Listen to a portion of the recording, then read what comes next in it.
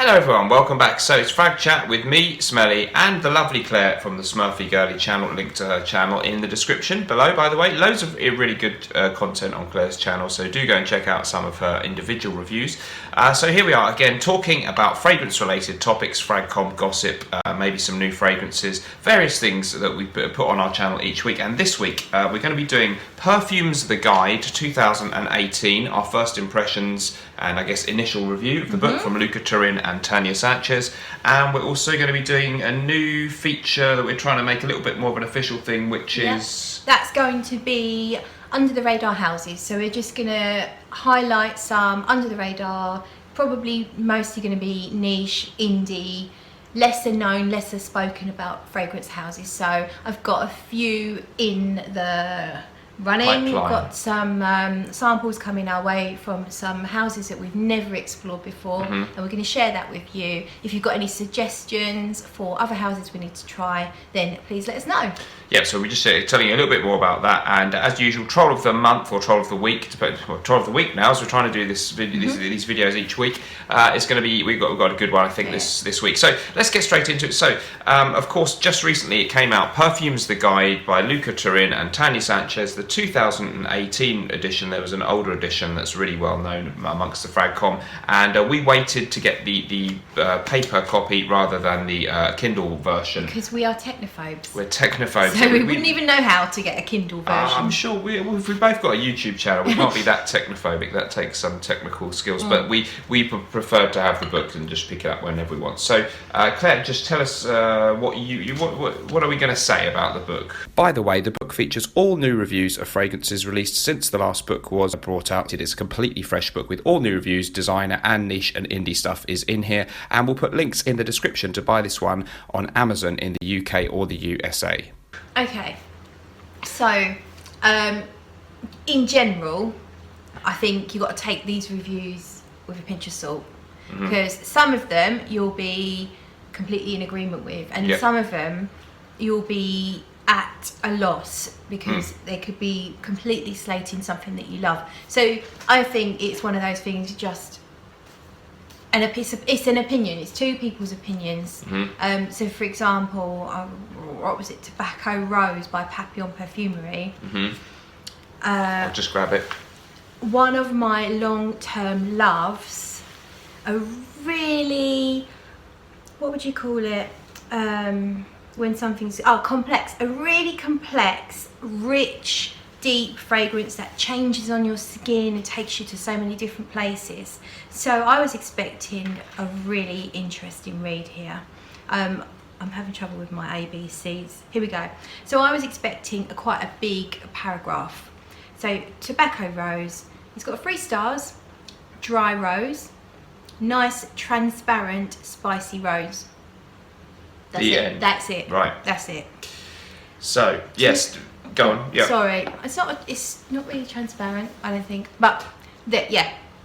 So everyone is going to find things they like and things they agree with, and other things that they completely do not understand, and that I do not understand. Yeah, well, first of all, sometimes he gives an incredibly short review. Sometimes he'll give a page and a half, or even on something he doesn't like. So he's very erratic with some sort of a paragraph. That seems about right. Sometimes he'll just give 3 words, and sometimes a page or a page and a half for no apparent reason. Which at least it's different. It's not. You don't. Yeah, no, it's a fun read. Yeah. It changes the pace of the thing, I guess. And that one, we thought transparent doesn't really seem the word that springs to mind. I think he's done a lot of it, and I guess he had a lot, or both of them had a lot to get through. And I think some of them are only sniffed on paper very briefly. You get and that my feeling, guess is that is one of those. He does talk about some fragrances on skin, it develops like this. So there are some that he's definitely, or lots that he has obviously worn and knows very, very well. But I feel like he may as well have not bothered with that particular fragrance. Yes, I think that the book, it feels it's very not systematic. So some people, when they do a YouTube review or whatever kind of review, there's always the same format. They'll tell you the notes and they'll do this and they'll break down the performance or whatever. But with him, if he's in the mood to just, or he or Tanya Sanchez are in the mood to just dismiss something in a sentence, they'll do that. Or even if they like it, because he liked Tobacco Rose quite a bit, although 3 stars, that's just sort of good, but it was a positive what he said, then he'll just toss off a real quick one, or Honestly, I wasn't. You really do bring the tone down sometimes. I'm sorry.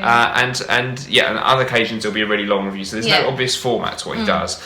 We've forgotten to mention our scent of the night though. So let's just quickly get that in. So what are you wearing tonight, Claire? Okay. Smelling I wonder really if good. it's in there. It might be in the previous book. I'm not sure. This is Bois d'Harmonie by Guerlain. So it's a very special fragrance. I treated myself to a bottle when I went to Paris earlier this year. And we're in a special fragrance tonight for a special reason. Aha. And what's the smell on that one first? How does it smell? So it's a benzoin and vanilla is what I mostly get. There is a floral, I think there might be rose, but I really get like the papier d'harmonie that people burn to make the houses smell amazing. It's based on that. So it's an incensey but very sweet. I was going to say, is it incensey a little bit as well? So really nice kind of incense, vanilla, a bit powdery. Yeah. Yeah, and perfect for a special occasion, and the special occasion is... It's our 2-year anniversary. 2 years ago today, 23rd of July, we met for the first time in a pub in South London somewhere. And so here we are. It's been a great 2 years, and we'll probably, it's been a roller coaster. There have been a few bumps in the road, but the course of true love never did run smooth. And it's great to be celebrating that. And I particularly am the lucky one that Claire puts up with me, because Mr. Smelly, you get a little 20-minute clip, but to have to deal with me on for hours and hours in a row on many days. Trust me, it's not easy. So very grateful, and enough mushy stuff. But anyway, so we're going out for a meal in a bit. Okay. So what's your scent of the night? My scent of the night is actually one. Well, it links in great because it's Aqua Amara from Bulgari. So this one is a citrus aromatic from relatively recent. And I would have thought if Luca Turin even bothered to give it any attention, it would be a dismissive 3-word review. Routine citrus or something like that, but in fact he really liked it. He gave it 4 stars out of 5, and I was very surprised when I stumbled across that review in there. So yeah, he said it was really well done and better than some of the, he said very bad things about Dolce & Gabbana Light Blue, and this one, surprisingly, he liked it. I won't read out the whole thing, but you can see he's given it sort of most of it, or half a page there. 4 stars, bitter citrus. He always gives a 2-word brief description. And at the end he says, clever, interesting and subtle, especially when sprayed on fabric. So he reckons it's a really nice citrusy, aquatic type scent, and that surprised the heck out of me. So he's full of surprises. I'm not sure about the word subtle. Yeah. I find it quite a loud scent, but I mean, I just said to you when you sprayed it, because I've not smelt it in a long time. When you sprayed it, I was surprised how good it was. Yes. I knew that I liked it enough, but I thought maybe it's a bit loud for something that I'd want to smell often. But actually, in the air, it's really, really nice. It is good, and you've always sort of never been inclined to love it that much. But whenever I've sprayed it, I've always said, I quite like it. So it's a citrus fragrance, but it does have patchouli and incense apparently in the base. Mandarin's the main citrus, isn't it? I think it probably is, and the name means bitter water, if that helps at all. So there's. Well, it's citrusy, maybe a bit bitter. It's almost like Mandarino d'Amalfi, but if you turn up the volume. Yeah. Yeah. Kind of masculine though, as well as citrusy. Yeah, it does have a masculine edge. I could wear it happily. Yeah, I think a woman could wear it. Yeah, it's not like super masculine. So yeah, perennial kind of YouTube hype thing in a few top 10 lists, and Jeremy Fragrance always wields it. But him and Luca Turin must know something, and they both really like that one. So that's one that we liked. On the subject of good videos, we just thought we'd link in with the subject this week, because Peter from Fragrance Review did sort of kind of a review where he gave quite a lot of readings of some of the best and worst reviews, and he had some good fun, because there are some really rude reviews about fragrances he doesn't like, and then he does praise some as well. So Peter, if you want, we're not going into massive depth, but Peter gives you quite a few of the highlights of the book. Yeah, it was quite a nice video. I enjoyed watching that one actually. So I'll check that out. It was good, yeah. So I think we both picked out a couple of things we wanted to discuss that he reviewed that we we found interesting. I thought it'd be fun for us to do a 1-star review and then a 5-star review. That we actually own. Okay. So my one, I don't exactly own this fragrance. He's reviewed Bouquet de la Mariée from Guerlain. Now, Bouquet de la Mariée means the marriage bouquet, and is an extract version of this fragrance that I own, which is called Le Plus Beau Jour de ma Vie, which means the a most beautiful day of my life. So basically this review is about the extract version of this, which is the Eau de Parfum. So they're going to be pretty close. I've smelt the extract in the shops before and it is amazing. 1 star. 1 star. So the 2 words to describe it: sugar, vanilla. It's a very long review. Should I read it out? Or Give us the low lights then, I guess. Okay, first, the good news: Guerlain cannot sink any lower. Now the bad news: if people buy this, they will try. So there you go. Let's see. Sorry. Can cut that. Good. Okay. Guerlain, in the last few years, has decided to pander shamelessly to the sort of creature who says, "I'm sorry you have to walk to your car if it transpires you did not use the valet." Bouquet de la Mariée is every nightmarish, brassy, gourmand cliche rolled into one repellent confection. Wow. So that's what he has to say about it. That's now, one of your favourites, isn't it? This is one of my favourites. This is one of my prized possessions. So I saved all my pennies for weeks from my pocket money to get this. Sorry. And yes, it is a confectionery fragrance. Well, it does smell, it's very It does gourmandish, smell like sugared almonds, but Yeah. if you wear it on skin, it really develops. It does smell beautiful. Yep. I've had compliments wearing it. So on that, me and Mr. Turin are going to have to differ. Yep. So your turn. I'm sorry, I didn't realise he'd said that about your favourite. That must be upsetting. But so yeah, it just goes to show then that don't be put off and don't take his word as gospel. Although he is a very long established critic with clearly some credentials and expertise in perfumery, and I think he's a chemist, isn't he? He does know about how perfumes are created, but there is no accounting for taste and no right or wrong when you discuss a fragrance, because it's all about taste. But one that I've got that he really likes, which he gave a 5-star review to, and I've never mentioned really on my channel, I don't think before, is New York Intense from Parfums de Nicolai. So he calls it powdery biscuit, which is, I never would have thought of that description, and it gets 5 stars. There used to be an original version, New York, which was reformulated, and he said he didn't like the reformulation, but now he thinks they've saved it by bringing out New York Intense. The original's been discontinued. Some people compare this to Bois de Portugal by Creed, one of my absolute favourites, and he says now, owing to who knows what brilliant alchemy, New York has circumvented all the pettifogging and comes roaring back in full glory with its unique combination of bracing bitter orange, cosseting petit beurre and dreamy lavender. So he says that he doubts there is at this point a much better masculine fragrance out there. So praise indeed for a bit of an old school That's one. been a bit isn't it? buttery actually. Now you mention that, and you can kind of see that. I'll show you the notes up there.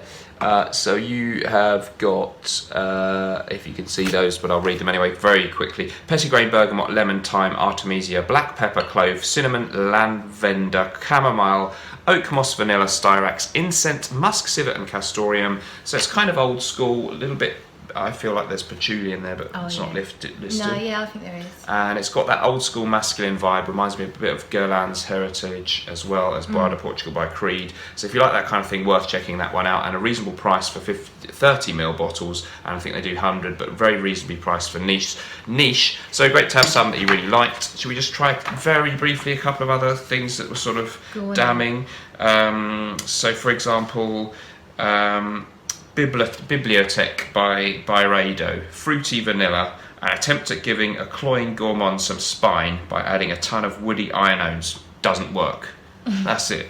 So that's typical of the kind of thing that he's coming out with. They are sort of funny in places. Some of the really they do actually make you at times laugh out loud. Yeah. Because they're bitchy. Yeah. In a kind of what do they call them? People men that dress up as women, like a drag queen. Yeah, in a drag queen kind of over the top, bitchy way. Even if you're taking, that drag queen's taking the proper piss out of someone, that person still laughs along. Yes. exactly. Yeah, I think he's definitely playing up to his image. Yeah. That's what he's all about. I think a lot of people know from the first book that there were some reviews that were a bit dismissive and a bit like Gordon Ramsay on Kitchen Nightmares. Yeah. You watch it because you want to see him say really mean things, and it wouldn't be fun if he was really sitting on the fence and constructive. Nice. Also, there are a couple of instances where he's really gone in for people like SP Parfums. It was actually his wife, Tanya Sanchez, that didn't like one of theirs, but I think there's speculation that one of the fragrances, I think it was Suntan Glam, has a lot to do with Miguel Matos. Yeah. He was involved in the creation of that one. And, without wanting to say anything libelous, I believe there may be some beef between the two of them. Yeah. So one wonders if perhaps there are some slight prejudices against certain perfumes. There definitely is a lot of speculation, not just about that particular situation, but other situations. So Peter from Fragrance View was saying that he believes that there is an issue with Roger Dove and Luca Turin. So there's speculation that some of it is personal, not necessarily subjective. Yes. Fragrance opinion, but we don't know. We don't have not first-hand in any way experience. trying to say that that's the case, but there certainly is. Some people would say that he's a little bit more kindly inclined towards certain brands than others, and has perhaps a little bit of already made his mind up about certain houses or that kind of thing. However, overall, we do find the book a really entertaining and good read. Yeah. He writes, and his wife Tanya Sanchez, both of them write in a way that's engaging, and it's quite addictive, isn't it? If you sit down, it's a good page turner. And so we're definitely not wading in any arguments on either side.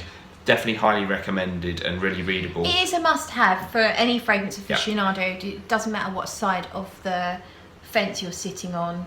It's a fun read, and everyone's got an opinion on it. Please let us know what you think about Perfumes the Guide. Have you read it? Are you keen to buy it? Any opinions that you've got about anything we just said, please let us know, and we'll try and answer them in the comments below. So we got another little thing we wanted to mention then. We're going to do a new feature, or we've always done it, but we're trying to make an official thing of it now, that we'd like to highlight under the radar houses, and Claire has reached out, as they say, to a number of them. So we don't actually have anything new to you today to talk about, but in the next episode and the ones after that, we've got a ton of exciting stuff We've got some coming up. Shall I say mention what a couple they of might names? be? Yeah. So there's a house called Nidor. I hope I'm saying that correctly. They're Scottish. They're going to send us some samples, and I'll tell them one more. Byron Parfums, and they've got some interesting things. They smell great, by the way. Thank you. It's really good. Yep, sorry. So Byron, there's a couple of YouTubers that have highlighted them now. I think Freddie Frags, I think. Yep. And another guy with a beard, something beard. Okay. Anyway, Mula Mula is one of the perfumes that's supposed to be really interesting. So we've got some really interesting stuff on its way. We're going to highlight those houses and let you know honestly what we think of them. Yep. And if you've got any suggestions at all of houses that we should be focusing on, do let us know. If you are a small perfumer, if you have a small under the radar house, then do let us know, and we'd usually be interested to at least sample your stuff, definitely. And if you like them, we'll happily feature them on this programme. So so that's something to give us a bit more credibility after our very gossipy last episode. Thanks so many people who watched the last one about the Jeremy Fragrance controversy. We'll still try and talk about the YouTube gossip, but we thought we'd try to be a bit more serious this week. But we did enjoy all the comments and uproar that one caused, and we'll be keeping an eye on those kind of storylines on the channel too, but nothing so juicy for you this week. There were a few other videos about the whole Jeremy situation, so let us know if anyone has any further opinions on those. But finally, Troll of the Week. So we have picked out we have picked out Sergeant Ping Pong. This was quite offensive. He actually, there's two. He's made a comment about me, but I'm not going to read that one out. This is a comment about Dan. Oh, I think. Yeah, do you want me to? Yeah, it is. Okay, Sergeant Ping Pong. I have been enjoying some of your videos, sort of, in brackets, but thought I would try and help you out. Mate, you redefine the meaning of receding hairline. Look, remember those silly old farts that used to walk around with a comb over and people used to laugh behind their backs, but they thought they looked good. Well, you are deluded in the same way. Please just go for a shaved head. It would look good. People might even stop sniggering when you walk past. What can we say? What can we add to that? Pretty good, you know. And then I think he kind of commented on something else on the next video that was almost normal. So interesting. Yeah, thank you for the advice. I hope it's not quite as bad as the comb over. And I'm not trying to do anything. I mean, I could have it shaved really short, but I think that looks a bit too aggressive. It's difficult for you with your job as well. You need to look approachable. Yes, I find I don't want to look so, you know, sometimes a really shaved head makes you look a little bit aggressive in some people's eyes. So I'm not trying to cover up, but it's quite clear that my hair is going. There's no big bald patch back here. It's just slightly thin. You know, I'm keeping a little bit, but I do accept that I'm losing my hair, and that's okay. But I'll have to rethink. You know, he's made me question myself. You know what? The ageing process is hitting us all. Yes. There's no escaping it. I know. I've booked in for my facelift next week. Stay tuned. If you recognise Claire in the next episode, that's a good sign that it wasn't too dramatic. So I think that's it for tonight. We haven't started drinking properly yet, although I think Claire's had I've just got a little one. Claire's got a vodka and Diet Coke, but I'm driving to the restaurant, so I haven't started yet. So let us know. We're off for a meal. We're off for a meal. Hopefully. Steak. It's at the Beefeater Steakhouse. How lovely. So thanks for joining us, and let us know what you thought about this episode. Any comments welcome, and we will see you in the next one. Until then, take care, keep on smelling great, and thank you for joining us. Bye. Bye-bye.